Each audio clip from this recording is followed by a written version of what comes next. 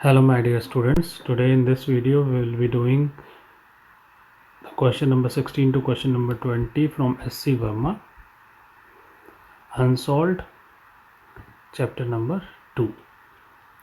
तो ये हमारी सीरीज़ चल रही है जो अनसॉल्व की, इसमें थोड़ा सा आपने ध्यान देना है कि किस तरीके से क्या क्वेश्चन हो रहा है।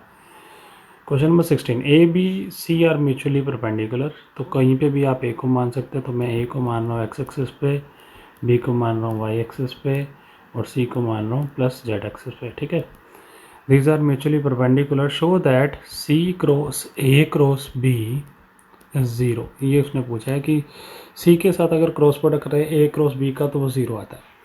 अब आप देखो यहाँ पे A क्रॉस B का जब आप क्रॉस प्रोडक्ट करोगे तो वो कहाँ जाएगा आपके पास। अगर हम A क्रॉस B करें तो वो आएगा आपके पास a b sine of theta और साइन 90 है हमारे पास। ठीक है, तो ये आपके पास जाएगा Z एक्सिस में। ठीक है जी, Z एक्सिस में। तो Z एक्सिस में गया मतलब C के साथ चला गया, कहने का मतलब ये। तो C क्रॉस C के साथ शुड बी, अगर आप देखो तो should be 1 into sine of 0, और साइन 0 0, तो आंसर इज 0। तो ये हमने प्रूफ करना था। देन क्वेश्चन नंबर 17 पे चलते हैं। Particles moves on a given straight line with a constant speed v। एक पार्टिकल है वो कांस्टेंट स्पीड v से मूव कर रहा है एक स्ट्रेट लाइन पे। At a certain time it is at point P, कभी भी वो मान लो पॉइंट पी पे है on a straight line path. O is a fix point, कहीं पे भी मान सकते हो आप ओ पॉइंट, बस आपने उस लाइन पे नहीं मानना। O is a fix point, show that O P cross v is independent of the position of v. चलो मान लेते हैं कि पी से कोई पी डैश तक गया होगा, यहाँ तक ऐसे मान लेते हैं, ऐसे ऐसे कोई गया होगा। ठीक है, तो ये मैं अपने तरीके से वैसे ही बना दिया मैंने, है सिर्फ इतना सा, उसने सिर्फ इतना दिया मेरे को, O P cross v is independent of position of P, मतलब पी के ऊपर डिपेंड करता ही नहीं जो ये रिजल्ट आता है। अब ओ पी क्रॉस वी अगर मैं निकालूँ तो O P v of sine theta, तो मतलब इसको मैं लिख सकता हूँ O P sine theta into v. अब अगर मैं यहाँ पे थीटा मानूँ, ठीक है जी, तो ओ पी आपके पास हाइपोटेन्यूज है, तो ओ पी साइन थीटा आपको परपेंडिकुलर दे देगा। ठीक है जी, परपेंडिकुलर, तो मतलब आपके पास ये आ गया that is equals to O Q into v. ठीक है, क्लियर है। तो मतलब कि आपके पास जो रिजल्ट आ रहा है वो रिजल्ट आ रहा है आपके पास ओ क्यू इंटू वी। अब आप देखो ये O Q into v P के ऊपर कहीं पे भी डिपेंड नहीं कर रहा, चाहे आप इसको पी डैश पे ले जाओ तब भी आपके पास परपेंडिकुलर डिस्टेंस ये रहेगा, चाहे आप इधर ले आओ, ठीक है, पी डबल डैश पे ले आओ तब भी परपेंडिकुलर डिस्टेंस यही रहेगा। ठीक है, तो आपके पास ये it is independent of, it is not dependent या independent on the position of P. तो ये आपके पास नेक्स्ट क्वेश्चन था। देन क्वेश्चन नंबर 18 देखते हैं। The force on a charge particle due to electric and magnetic field is given by F is equals to q E plus q v cross P. जब electric और magnetic दोनों field लगते हैं तो आपके पास ये फोर्स बनती है जिसे हम लोरेंज फोर्स बोलते हैं। ये एक्स्ट्रा बता रहा हूँ आपको। Suppose E is along x axis, अब इसने बोला कि ई अलोंग एक्स एक्सिस है, B magnetic field is along y axis, ये दे दिया। In what direction and with minimum what minimum velocity, तो डायरेक्शन पूछी है और कितनी मिनिमम वेलोसिटी होगी ये पूछी है। Speed v, should a positive charge particle be sent, यहाँ पे एक पॉजिटिव चार्ज पार्टिकल को कहीं बीच में आपने फेंकना है। ठीक है, कितनी कम वेलोसिटी से फेंके या फिर कितनी किस डायरेक्शन पे फेंके कि जो net force, so that the net force on that is zero, मतलब जो नेट फोर्स है वो ज़ीरो हो जाए। अब नेट फोर्स ज़ीरो होगी तो मतलब zero is equal to q E plus q v cross P. ठीक है, नेट फोर्स मैंने ज़ीरो रख दिया, एफ की जगह ज़ीरो रख दिया, तो आप रखें यहाँ पे minus q is equal to q v cross P, minus के साथ माइनस क्यू के साथ क्यू काट दो तो E is equal to minus v cross B. तो वो बोल रहा है कि जो वी क्रॉस बी है ना उसके जो डायरेक्शन आ रही है उससे अपोजिट ई की डायरेक्शन है। तो आप ये देखो कि यहाँ पे अगर ये मान लिया था मैंने एक्स एक्सिस में है, बी मैंने माना वाई एक्सिस में है, तो वी क्रॉस बी ई के अपोजिट है। ठीक है, तो आप कहीं पे v देखिए, v आपका z एक्सिस में मान लेते हैं यहाँ, तो ये v मान लेते हैं, तो v क्रॉस b जो है वो इधर मान लेते हैं हम, ठीक है। तो ये e से अपोजिट आ गया, क्लियर। तो मान लीजिए ये x एक्सिस है तो ये माइनस x एक्सिस में चला गया, इस तरीके से मैंने मान लिया। तो डायरेक्शन तो पता चल गया हमें कि e के अपोजिट बननी चाहिए, ठीक है। अब हम मिनिमम वेलोसिटी निकालते हैं। मिनिमम वेलोसिटी कितनी होनी चाहिए, अब इसी से निकल जाएगी मिनिमम वेलोसिटी।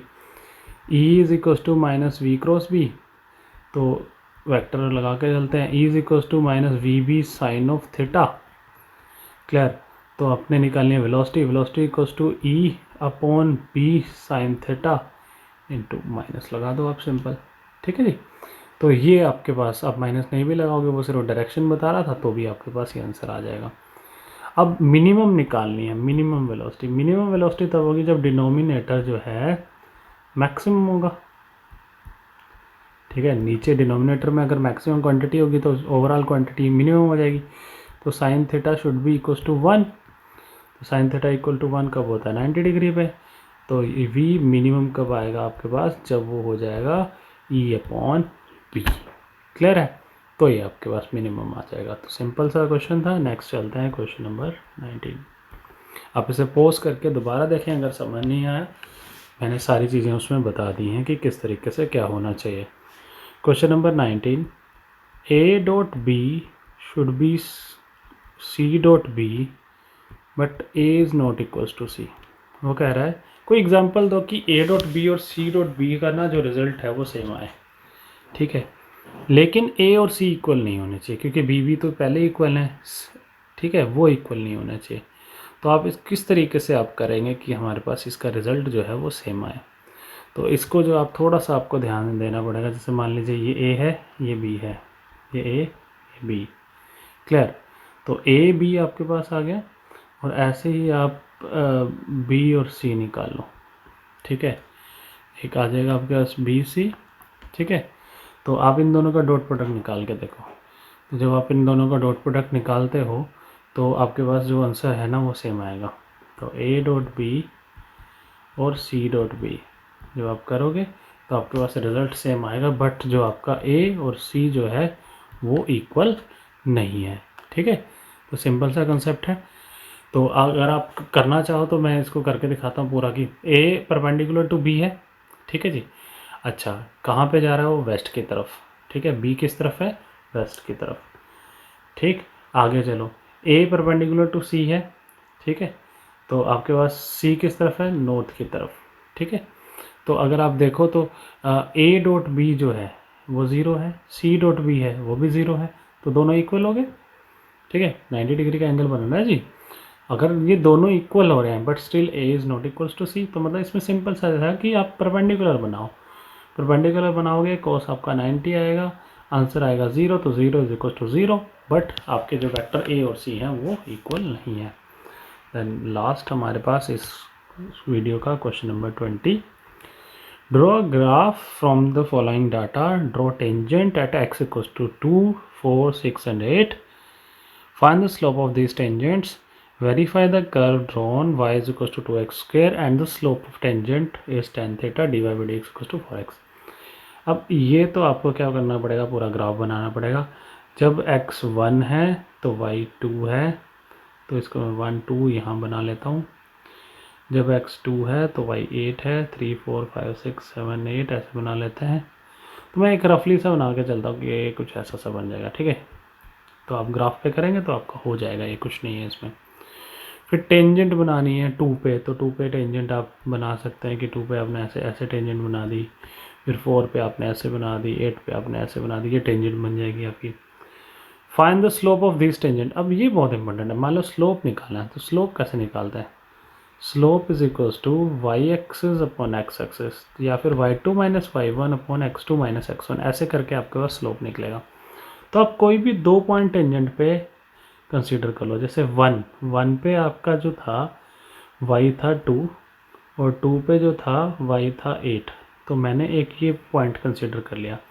तो स्लोप आएगा आपका y2 minus y1 upon x2 minus x1, तो that should be equals to y2 कितना है 8 - 2 अपॉन 2 - 1 तो 6 अपॉन 1 तो 6 का आपके पास स्लोप आएगा। तो इस तरीके से आप इसका स्लोप निकाल सकते हैं। फिर वो कह रहा है कि वेरीफाई करो y is equals to 2x², y is equals to 2x², वो जो टेंजेंट थीटा है dy/dx वो जो है 4x है। तो कुछ नहीं है, dy/dx अगर आप इसे करते हैं तो y की वैल्यू पुट कर दो आप dy/dx ऑफ 2x²। ठीक है, डिफ्रेंशिएशन करो ज़रा, ये आगे आ जाएगा 2 × 2x that will be equals to 4x। तो सिंपल सा है, ये सिंपल तरीके से आप इसे कर सकते हैं। इस वीडियो के लिए इतना ही। Thanks for watching. Next question के लिए मेरी नेक्स्ट वीडियो देखिएगा।